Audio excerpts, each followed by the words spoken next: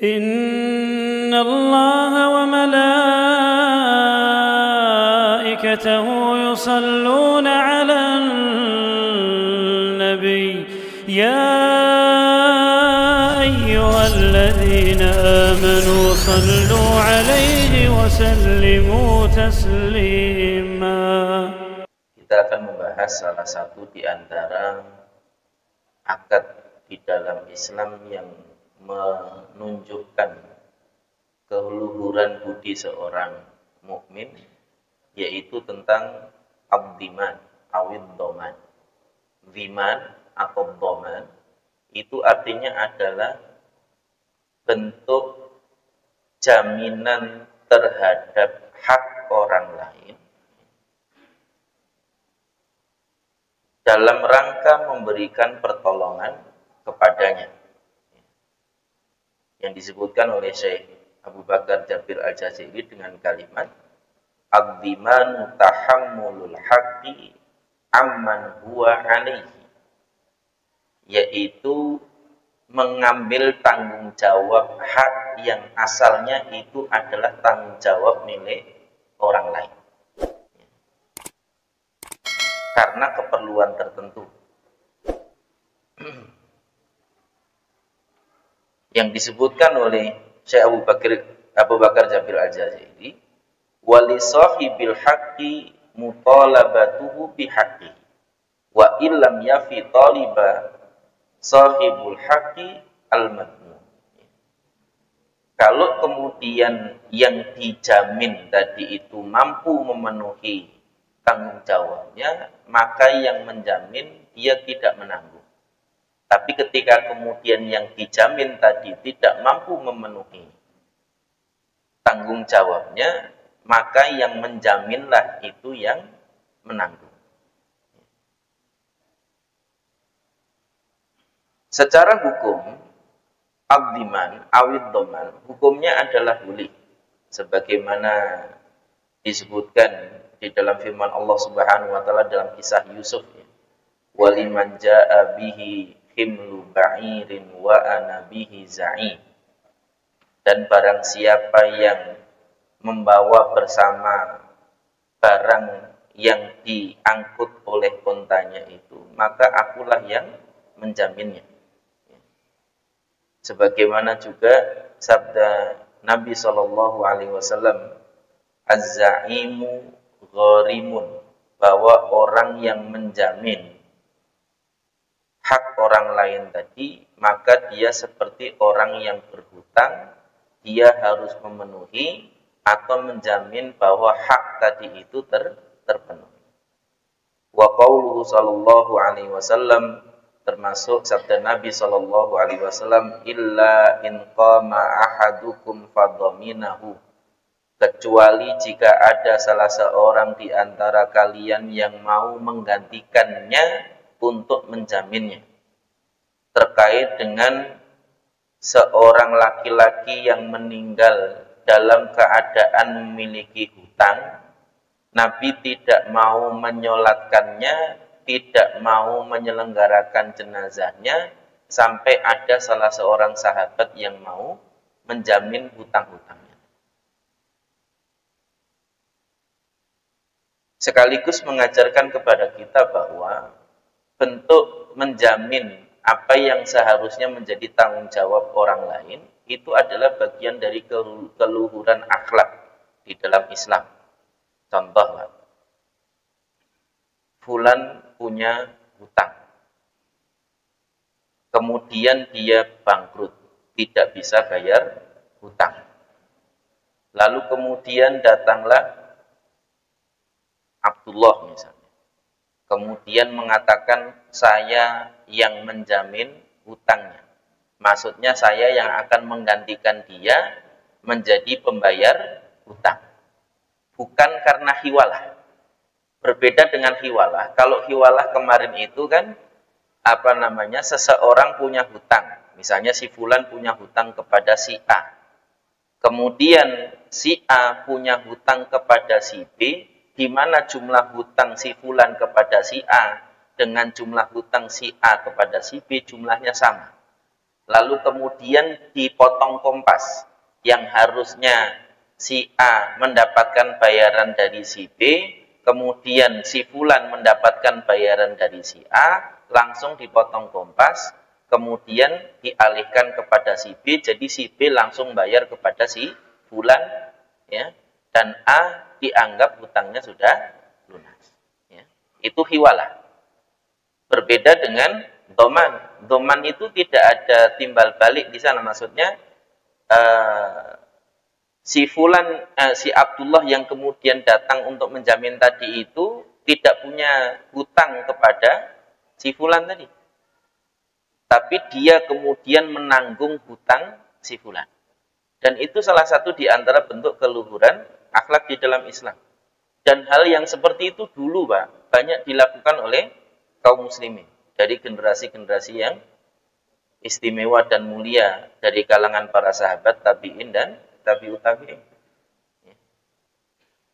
Hanya hari ini ketika kemudian kita ini sudah terkontaminasi kehidupan yang hedonis lagi materialistis, sehingga kemudian orang-orang cenderung egois dan mementingkan dirinya sendiri, sehingga tidak peduli dan tidak care dengan kebutuhan dan hajat milik orang lain.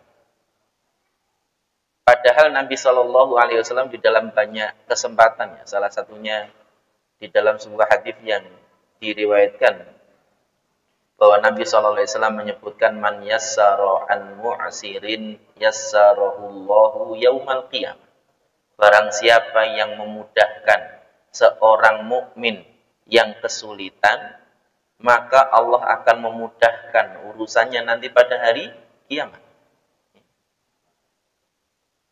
Man farraja kurbatan min kurabid dunya farrajallahu kurbatan min kurabil akhirah. Atau kama qala sallallahu alaihi wasallam. Dalam redaksi yang lain Nabi sallallahu alaihi wasallam menyebutkan barang siapa yang mengentaskan seorang dari kesulitan dan masalah yang dihadapinya, maka Allah akan mengentaskan dirinya dari kesulitan dan masalah yang dihadapinya nanti pada hari kiamat. Dan masih banyak lagi yang lain. Redaksi-redaksi hadis yang menunjukkan keutamaan dan keluhuran akhlak seorang mukmin, di mana kemudian kepeduliannya itu sehingga dia membantu saudaranya sesama muslim walaupun kadang-kadang tidak kenal. Bahkan disebutkan di dalam sebuah riwayat ada seorang tabi'in itu yang bermimpi sampai 3 kali. Bahwa ada seseorang yang kemudian mengalami satu kesulitan. Lalu kemudian dia terbangun, kemudian berwudu, kemudian tidur lagi. Ternyata mimpi yang sama, sampai 3 kali di satu malam yang sama. Akhirnya kemudian dia mencoba untuk menelusuri mimpinya tadi, bahwa ada suara yang mengatakan bahwa si Fulan di masjid A ini sedang kesulitan. Maka berikanlah uang kepadanya. Datanglah dia. Datanglah dia ke masjid yang disebutkan di dalam mimpinya tadi. Itu kemudian dia memberikan uang sebagaimana yang kemudian disebutkan di dalam mimpinya tadi. Padahal nggak kenal, nggak apa. Lalu kemudian tiba-tiba orang itu tersungkur sujud, bersyukur kepada Allah Subhanahu wa Ta'ala, karena kemudian doa yang barusan diucapkannya langsung saat itu juga diijabah oleh Allah Subhanahu wa Ta'ala. Yang saat itu dia sedang kesulitan, terlilit hutang, dan ingin membayarkan hutangnya, kemudian dia berdoa kepada Allah Subhanahu wa Ta'ala, dan Allah mengabulkan dengan mendatangkan seseorang yang memberikannya kepadanya uang.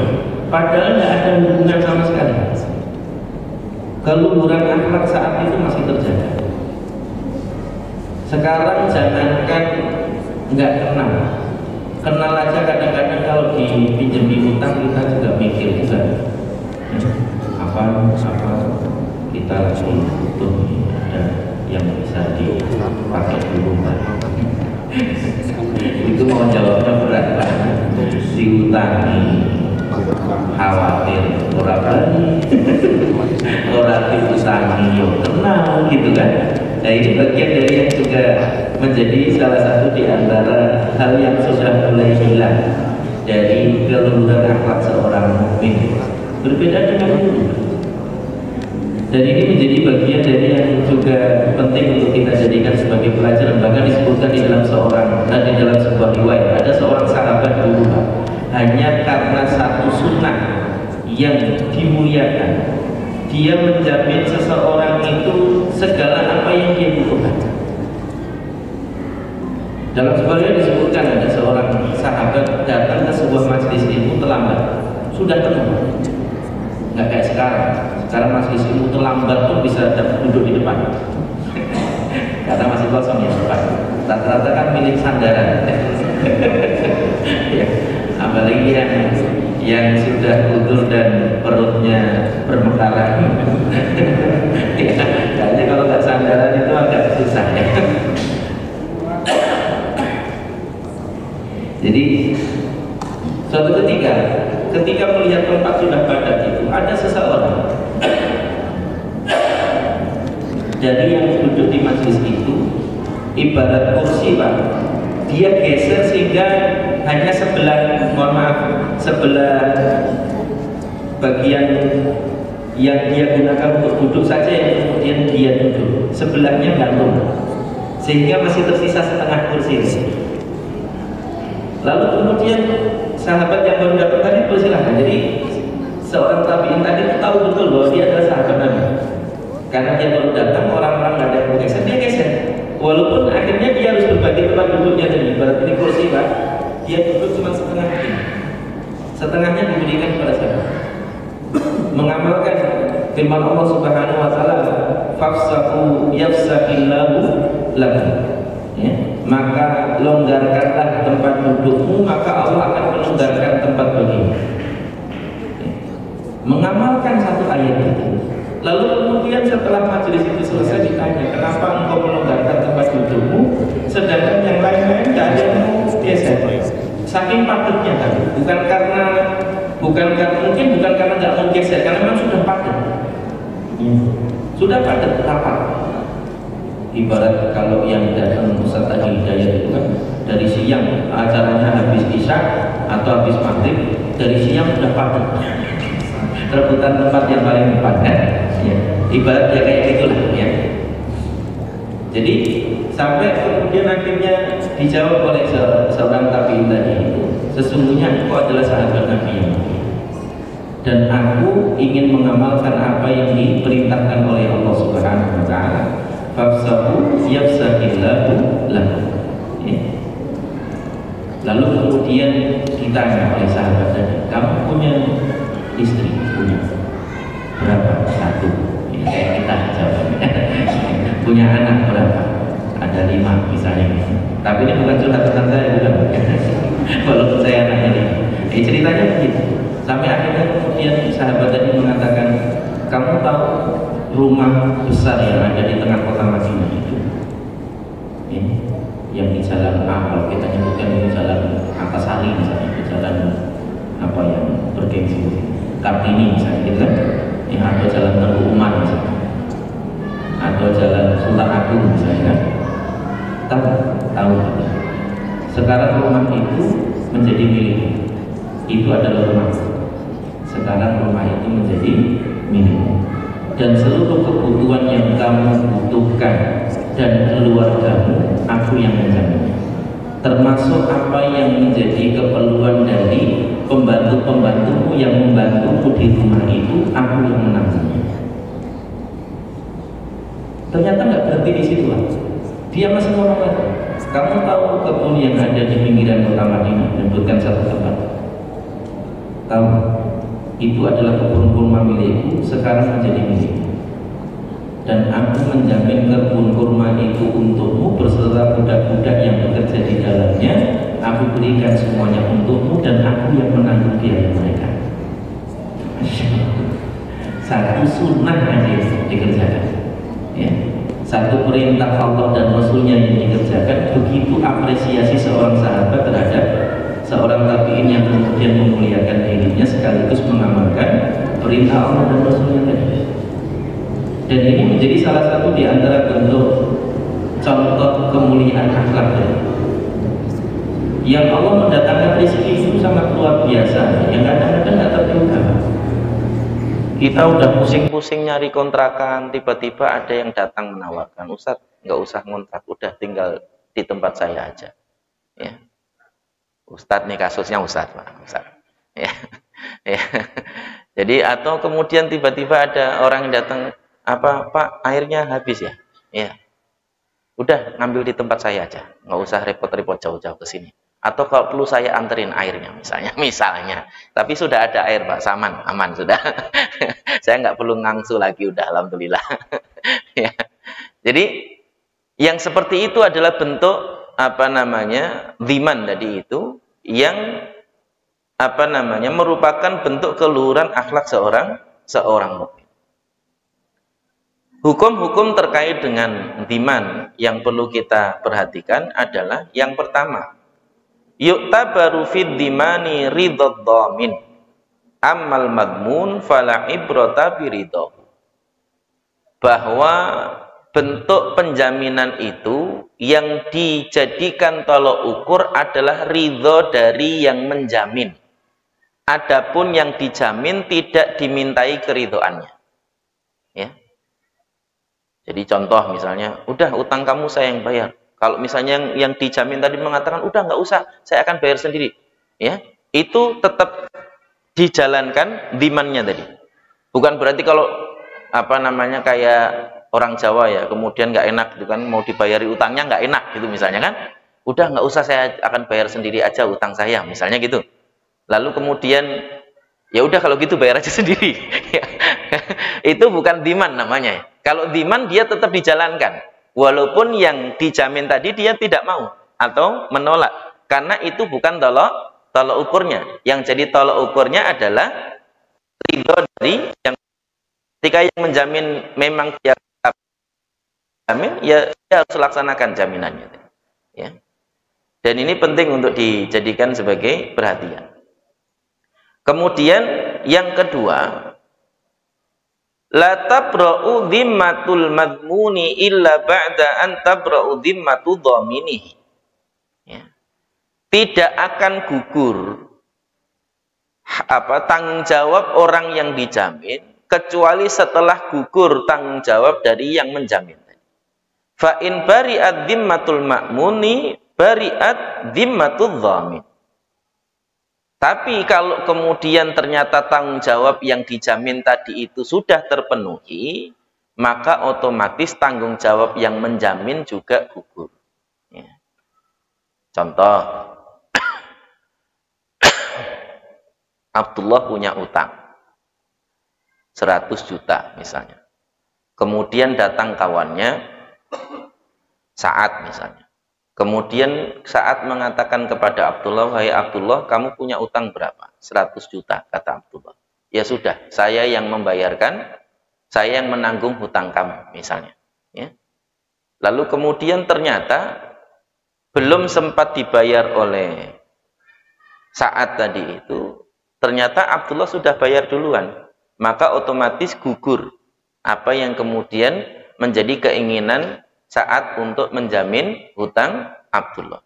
Tapi kalau ternyata kemudian belum gugur alias belum terbayar, maka hutang itu tanggung jawab itu tidak akan gugur sampai si penjamin tadi itu membayar hutangnya.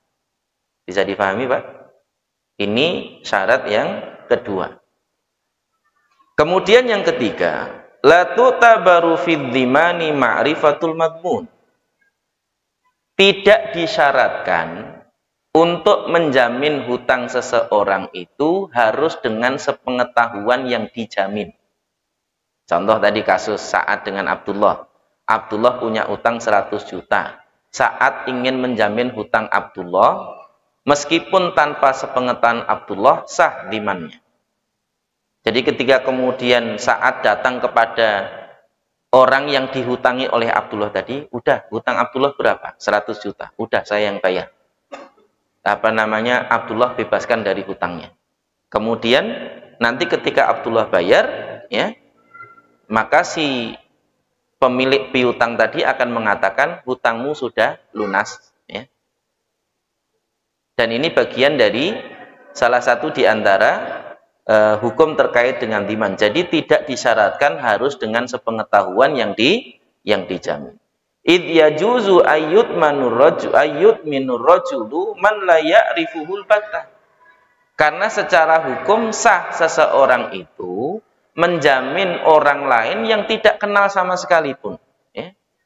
Yang tidak kenal sama sekali pun sah jaminannya. Dan itu bukan hanya terkait dengan urusan harta, bahkan terkait dengan urusan nyawa juga demikian. Jadi kalau misalnya ada seseorang harus dihukum kisos misalnya, dengan dipancung misalnya, karena dia melemparkan misalnya kopernya menjatuhi seorang anak mati, ya, karena kopernya berat tadi, walaupun dia nggak sengaja, karena pihak keluarga si anak tadi itu menuntut untuk kisos, maka dikisos.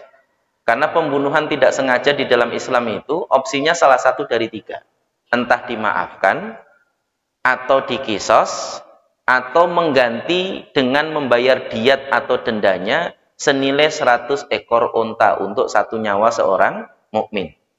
100 ekor unta itu, satu unta kira-kira 35 juta, Pak. Berarti kalau 100 ekor kurang lebih 3,5 miliar. Ya.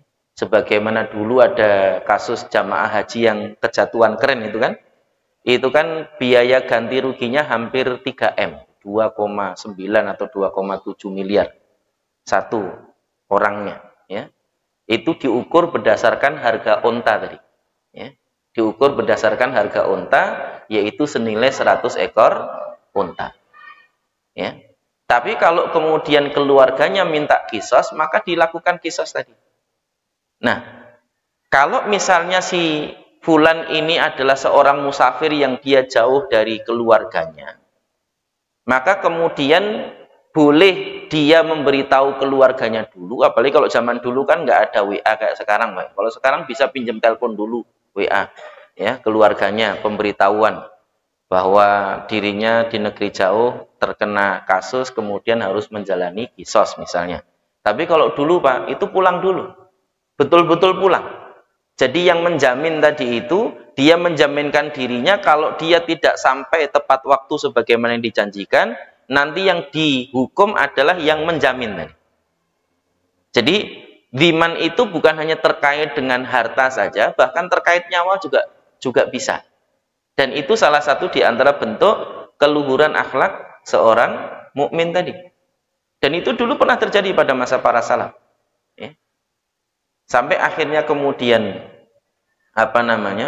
ketika melihat yang dijamin, padahal nggak kenal, tapi karena melihat yang dijamin tadi itu tergopoh-gopoh sampai berkeringat, ditunggu-tunggu sampai matahari tenggelam, tibanya itu pas beberapa detik sebelum matahari tenggelam, sambil ngos-ngosan karena dia terus berlari karena khawatir yang menjaminnya tadi itu dipancung menggantikan dia.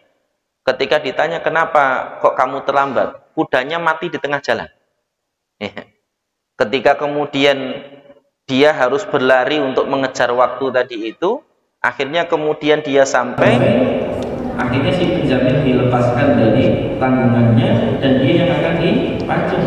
Tapi keluarganya melihat ketulusan dan kesungguhan tadi itu, kemudian memaafkan si pembunuh tadi itu yang tidak sengaja membunuh anggota keluarganya. Akhirnya kemudian dimaafkan.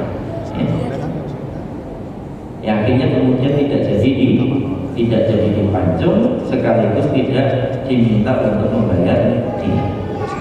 Karena keluhuran akhlak tadi itu akhirnya kemudian juga menimbulkan keluhuran akhlak yang lain. Dan ini salah satu di antara kalian hari ini hilang dari masyarakat kaum muslimin. Kalau mau lihat bentuk kepedulian sesama di tengah kesulitan itu, saudara-saudara kita di Gaza itu, ya. Ada satu pemandangan di mana kemudian ketika seorang anak itu jatah antriannya tiba, Mereka kan dapat jatah antrian makanan. Ketika jatah dia tiba, makanannya habis, Pak. Ada sebagian anak itu ngoret-ngoret. Apa ngoret-ngoret itu? Apa namanya? Mengais apa yang tersisa dan nempel di pancinya itu, dikais apa? Sekedar untuk dimakan ala kadarnya. Dia masih terbengong-bengong gitu ketika yang lain sudah mengais apa yang ada di itu. Dia masih terbengong-bengong bingung. Giliran jatah dia kok sudah habis. Ya ibarat kita antri premium dulu, Pak. Giliran pas kemudian jatah kita belum, maaf Pak, sudah habis. Itu kira-kira rasanya kayak gitu, Pak, ya. Apa sudah lupa, Pak, dengan premium ya? Sekarang pertalit ya. Ya. Akhirnya kemudian apa yang terjadi? Ada seorang anak yang lain yang kemudian dia dapat jatah tadi itu dituangkan dikit. Dikit aja dari jatah dia, padahal jatah dia itu kurang untuk keluarganya. Dituangkan dikit. Melihat hal itu, anak-anak yang lain melakukan yang sama, melakukan dikit juga, dikit juga, dikit juga. Akhirnya dia bisa membawa sesuatu yang bisa dia bawa ke keluarganya tadi. Ya. Bayangkan, Pak, kesulitan. Mereka pun tetap menanggungnya bersama-sama. Dan tetap gigih dan tabah serta bertahan meskipun dengan kesulitan yang ada. Lah kita loh, Pak. Pandemi gurjarene aja masker ditimbun. Sampai pernah mahal saat itu kan. Biasanya masker kur 20.000 isi 30, isi 40, Pak. Kadang isi 25, ya kan? Satu box itu. Isi 20. Bisa sampai 250.000 atau berapa ratus ribu dulu. Satu box masker. Padahal pandemi baru awal-awal. Orang kesehatan yang ngurusi pasien COVID-nya cari APD susah, ini ada orang kaya jalan-jalan ke pasar pakai APD. Ya kan? Ini yang kadang-kadang apa namanya justru menunjukkan bahwa ternyata yang menjadikan kita tabah di dalam menjalani ujian itu bukan harta. Karena saat paceklik itu kadang-kadang harta pun nggak akan ada gunanya. Kita punya duit berapapun, coba bayangkan, kita punya duit berapapun, Pak. Itu kalau kemudian sedang paceklik, makanan sulit, mahal, duit kita bisa jadi nggak laku. Ya. Kayak kasus di Zimbabwe yang kemudian untuk beli 1 gelas kopi itu harus menggunakan uang sampai segepok yang dibawa pakai keranjang. Karena uang selembarnya nilainya sangat kecil. Itu ketika kasus paceklik bisa jadi seperti itu. Itulah kenapa kemudian di dalam Islam itu yang diajarkan untuk kemudian kita berbagi itu bukan tentang uangnya sebenarnya, tapi lebih kepada kepedulian kepada sesama, terutama terkait dengan makanan. Zakat fitrah makanan, fidyah makanan, ya kan? Kemudian zakat tertentu juga bentuknya makanan, kecuali zakat emas dan perak. Zakat pertanian kan juga hasil tani. Dan banyak hal yang kemudian terkait dengan syariat, termasuk kafarat pun makanan. Seseorang melakukan jima di siang hari bulan Ramadan misalnya, kafaratnya kan memberi makan 60 orang miskin. Kalau dia nggak bisa puasa 2 bulan berturut-turut, ya kan? Lawang puasa 1 bulan aja jebol, gimana mau puasa 2 bulan berturut-turut? Akhirnya dia memberi makan 60 orang miskin. Memberi makanan, Pak. Dan itu selalu banyak yang terkait dengan makanan, bahkan apa yang kemudian disampaikan oleh Nabi ketika ditanya oleh Aisyah, wahai Nabi, siapakah yang lebih layak untuk aku berikan kalau aku punya kelebihan makanan? Kata Nabi SAW, man akroba minki baba, siapa yang lebih dekat pintu rumahnya dengan pintu rumahmu. Menunjukkan bahwa kepedulian itu dilatih dan dibangun, Pak. Nggak bisa ada dengan sendirinya. Dulu kita mengenal sifat yang kemudian diajarkan dalam P4 itu kan, penataran P4 dulu, salah satu sifat yang menjadi sikap yang terpuji itu kan tenggang rasa, saling peduli, memberikan empati sekaligus simpati kepada saudaranya, tetangganya, kerabatnya, atau siapapun yang dia kenal. Bahkan Islam mengajarkan kepada kita bukan hanya yang dikenal, bahkan yang tidak kenal sekalipun. Dan ini menjadi salah satu di antara bentuk keluhuran akhlak di dalam Islam. Li'anna dzimanu tabarru'un wa ihsan. Karena dziman tadi, bentuk penjaminan tadi itu adalah sikap ihsan, perbuatan baik sekaligus tabarruk. Tabarruk itu artinya sedekah. Sehingga sedekah itu tidak disyaratkan harus diketahui oleh yang menerima sedekah. Ya. Sampai dulu itu ada, Pak, salaf itu yang tidak diketahui bahwa dialah yang memberikan makan sepanjang dia hidup kepada fakir miskin di sekitarnya itu, kecuali dia setelah dia mati. Dia bersedekah. Jadi orang-orang miskin tuh nggak pernah merasa kelaparan karena setiap makanan habis, besok paginya itu ada yang nganterin makanan ke rumah. Maksudnya bahan makanan. Sampai suatu ketika setelah beberapa waktu berlalu, yang rajin bersedekah tadi itu meninggal dunia. Maka orang-orang pun juga datang sebagaimana biasa mengurus jenazahnya gitu kan. Ketika kemudian yang memandikan jenazah itu memandikan jenazahnya tadi itu, dia kaget. Ini orang kaya, pembantunya banyak kok punggungnya hitam, seperti sering ngangkat beban berat gitu kan. Sering mikul gitu maksudnya. Padahal dia orang kaya, maksudnya pembantunya banyak dan lain sebagainya. Dan itu disadari setelah beberapa waktu, beberapa minggu si fulan tadi itu meninggal dunia. Orang-orang miskin itu buka pintu rumah, loh kok nggak ada lagi gantumnya. Besoknya lagi, beberapa waktu lagi dibuka lagi, loh kok nggak ada lagi gantumnya. Baru kemudian mereka ngeh, oh berarti yang suka berbagi itu yang barusan meninggal kemarin. Bayangkan, Pak, bersedekah bertahun-tahun nggak ada seorang pun yang tahu. Bahkan dulu, bagaimana sikap para salaf di dalam menjaga keikhlasannya. Sampai istrinya pun nggak tahu selama 40 tahun dia sholat malam. Kita juga istri kita nggak tahu, Pak. Karena memang kita nggak bangun. ya. Kalau dulu salaf itu bangun sholat malam, Pak. 40 tahun istrinya pun nggak tahu kalau dia itu selalu sholat malam. Jadi kalau dia mau tidur bersama istrinya itu seperti seorang ibu yang mau nidurin bayi. Nanti bayinya udah tidur, pelan-pelan ngelimpe gitu ya, sampai kemudian nggak disadari oleh yang tidur tadi, dia sholat malam. Ya, bermunajat kepada Allah. Ketika kira-kira istrinya biasa bangun, maka dia berhenti dari sholat malamnya, kemudian pura-pura tidur di sebelahnya. 40 tahun, Pak, coba bayangkan. Masya Allah. Sedangkan kita ini baru misalnya umroh atau sedekah, ya kita dokumentasi dulu, Pak, ya, cekrik, alhamdulillah. Mudah-mudahan bermanfaat ya, Pak, gitu misalnya gitu kan. Cuman ngasih 5 kilo beras. Ya, ini masalah. Kalau itu atas nama lembaga mungkin nggak terlalu bermasalah karena didokumentasikan untuk kebutuhan menghasung masyarakat yang lain untuk ikut bersedekah beras misalnya. Tapi kalau itu personal kok didokumentasi, itu masalah. Ya.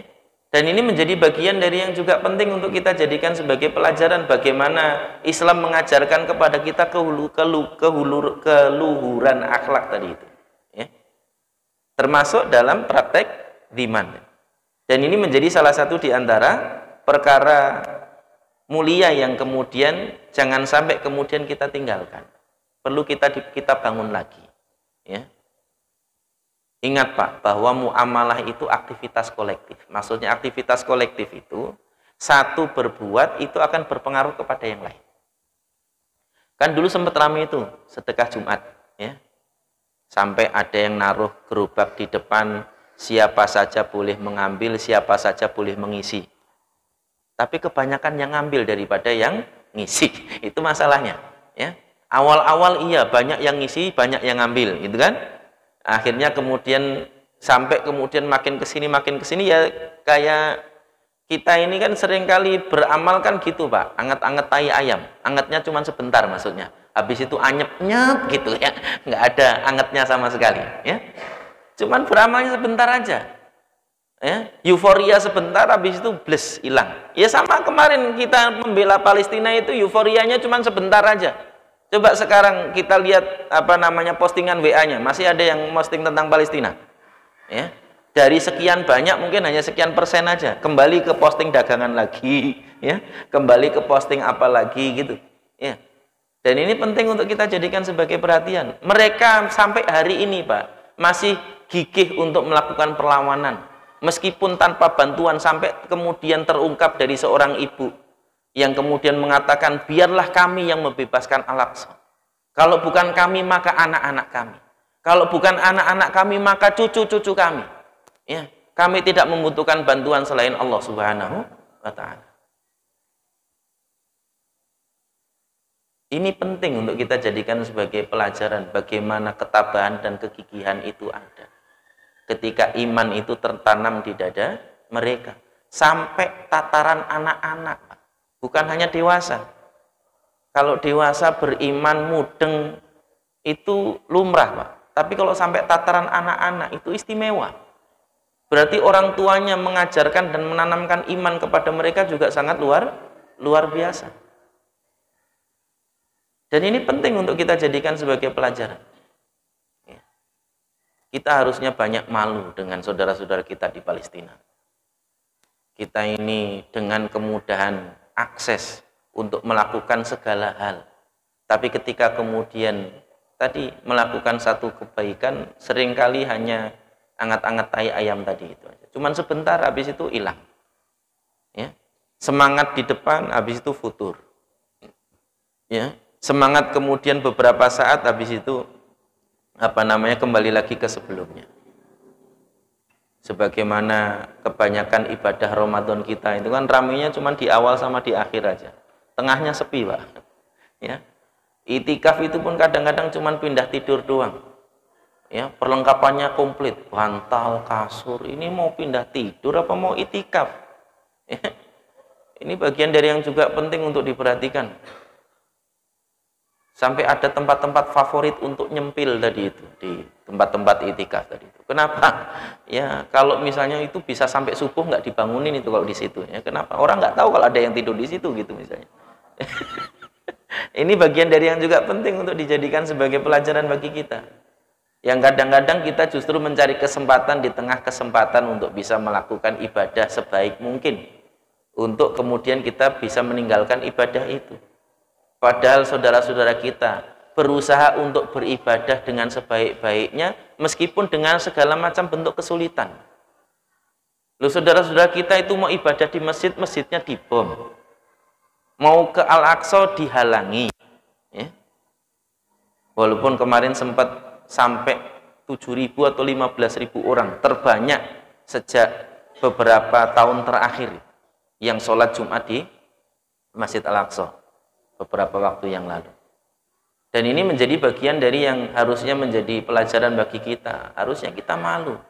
Kita ini mau pakai apa aja tinggal milih, mau pakai mobil, mau pakai motor, tinggal milih, Pak. Walaupun nggak punya ya tinggal klik Grab atau Maxim atau apa. Punya mobil kita, ke masjid atau kemana, tinggal milih. Mobilnya pun bisa milih mau Ayla, mau Mobilio, mau apa bisa milih. Ya. Dengan kemudahan seperti itu kadang-kadang kita justru malah tidak bersemangat. Sedangkan saudara-saudara kita yang penuh dengan kesulitan tadi itu, mereka tetap gigih dan bersemangat di dalam memperjuangkan agama ini. Dan ini penting untuk kita jadikan sebagai pelajaran bagi kita. Kemudian berikutnya, la dhimana illa fi haqqin thabitin fi dhimmah. Tidak ada dhiman atau dhoman kecuali pada hak yang sifatnya tetap dalam tanggungan, ya. Au fi ma huwa ailun lithubuti kal ji'alah masalan, atau sesuatu yang berpotensi tetap seperti ju'alah, sebagaimana yang kemarin kita sudah bahas tentang ju'alah. Itu juga bisa dijamin, ya. Kemudian yang berikutnya masih terkait dengan hukum dhiman juga adalah la ba'sa fi ta'addudi dhumana. Boleh yang menjamin itu lebih dari satu orang. Contoh misalnya masjid punya hutang 1 miliar. kemudian ada 10 orang masing-masing nanggung 100 juta, boleh. Ya. Punya utang, Pak? Kosong, Pak? Oh, kosong, alhamdulillah. Berarti sudah ada para penjamin yang sudah membayarkan hutang Masjid Al-Ansor. Ya. Ini bagian dari yang juga penting untuk dijadikan sebagai pelajaran. Jadi boleh dalam satu tanggungan itu dijamin oleh beberapa orang, tidak harus satu orang. Ya. Dan itu diperbolehkan di dalam proses pelaksanaan diman. Kamala ba'sa ayat manudhaminu ghairahu aidan. Ya. Sebagaimana boleh seorang penjamin menjamin lebih dari satu orang. Yang jamin lebih dari satu orang boleh, yang dijamin lebih dari satu orang juga boleh. Contoh misalnya datang ke pondok pesantren, tanya kepada mudirnya, Ustaz, di sini yang miskin dan tidak bisa bayar ada berapa orang misalnya? 10, ya sudah, saya yang menanggung biayanya 10 orang itu, misalnya gitu. Ya. Nah itu boleh, jadi boleh satu orang menjamin beberapa orang, demikian juga beberapa orang menjamin satu orang. Dan ini bagian dari yang disebutkan oleh Syekh Abu Bakar Jabil Al-Jazairi. Ya. Demikian terkait dengan dhiman di dalam praktek muamalah yang menunjukkan keluhuran akhlak seorang muslim tadi, yang layak untuk kemudian kita tiru dan kita bangun kembali. Karena itu salah satu di antara bagian dari keluhuran akhlak Islam yang kemudian perlu kita lestarikan. Ya. Yang mudah-mudahan nanti ada satu yang berbuat baik seperti itu menular kepada yang lain dan seterusnya dan begitu. Karena sekali lagi tadi bahwa muamalah itu adalah aktivitas kolektif. Satu berbuat itu akan berpengaruh kepada yang lain. Satu berdusta maka yang lain akan menjaga dirinya untuk tidak mudah percaya kepada orang lain. Karena ada yang berdusta tadi. Satu janji bayar utang sebulan lunas, ternyata sampai setahun nggak lunas-lunas. Ya akhirnya orang juga mengantisipasi dengan tidak mau memberikan hutang. Padahal sebenarnya menghutangi itu adalah sebuah kebaikan, membantu saudaranya di dalam memenuhi hajatnya tadi. Ya. Kalau kemudian ternyata dibayarkan, dia mendapatkan pahala membantu saudaranya yang kesulitan. Kalau ternyata dia tidak atau belum dibayar hutangnya, maka dia mendapatkan pahala kebaikan membantu saudaranya, sekaligus dihitung senilai sedekah senilai dengan uang yang dihutang oleh saudaranya tadi itu, sampai dikembalikan hutang itu kepada dirinya. Kan harusnya yang menghutangi senang. Cuman ya kadang-kadang lumrahnya manusia itu diutangi, ya kadang-kadang kalau nggak dibayar-bayar ya senep juga. Bukan seneng tapi senep juga gitu ya. Wallahu a'lam bishawab. Demikian barangkali satu pertanyaan kalau ada yang mau ditanyakan Pak sebelum adzan Isya. Ada?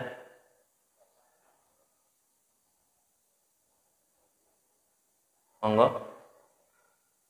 Asal tanyanya siapa yang mau jamin hutang saya, Ustaz. Kalau itu nanti tanyanya bukan di sini forunya. Cukup ya? Demikian barangkali yang dapat kita kaji pada kesempatan malam hari ini. Mohon maaf atas salah kata, salah ucap, salah tingkah. Wabillahi taufiq wal hidayah. Wassallallahu ala nabiyyina Muhammadin wa ala alihi wasallam. Subhanakallahumma wa bihamdika asyhadu an la ilaha illa anta astaghfiruka wa atubu ilaik. Wassalamu alaikum warahmatullahi wabarakatuh.